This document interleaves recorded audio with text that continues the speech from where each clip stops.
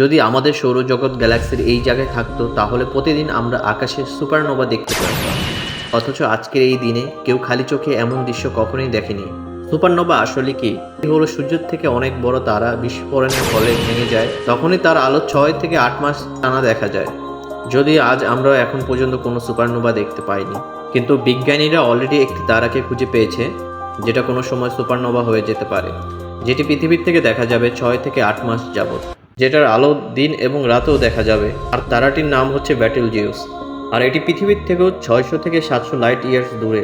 আর বিজ্ঞানীরা বলে এটি কয়েক শতাব্দীর মধ্যে বিস্ফোরিত হবে বা কয়েক বছরের মধ্যে হতে পারে। জানেন কি কেন এমনটা বলা হয়েছে?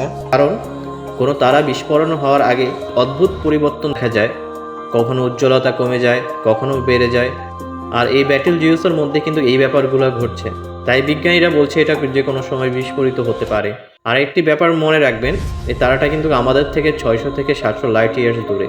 তার মানে আমরা পুরাতন আলোটা দেখছি। হচ্ছে 700 বছর আগে যদি সুপারনোভা হয়ে থাকে, তার আলো এখনও পৃথিবীর দিকে পৌঁছাচ্ছে। যখন এটি পৌঁছাবে তখন সেটা সবাই উজ্জ্বলভাবে দেখতে পাবে। আর কিছুদিন আগে বিজ্ঞানীরা টেলিস্কোপের মাধ্যমে একটি গ্যালাক্সির ভিতরে একটি সুপারনোভা দেখেছিল।